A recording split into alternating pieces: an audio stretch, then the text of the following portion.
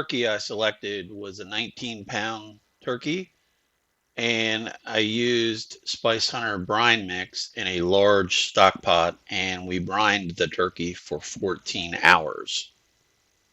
Part of what makes this smoked turkey recipe special is the compound butter that we used to coat the cavity and top the bird. For that, we used 2 sticks of unsalted butter, 1 finely chopped scallion, chopped thyme, rosemary, and parsley, 2 teaspoons of black pepper, 1 teaspoon of sage, and 1 tablespoon of coarse salt. So we've set up the smoker for 325 indirect heat. As I said earlier, the turkey sat in the brine for about 14 hours. We made a compound butter, which I spread in the cavity and on the top of the bird.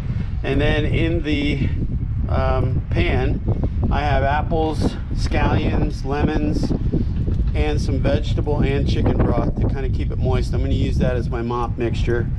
Once this thing gets going for about the first half hour to 45 minutes, I'm going to throw some hickory chips in here, but not too many, just to give it a touch of smoke, and then we're going to be good probably for 4 or 5 hours.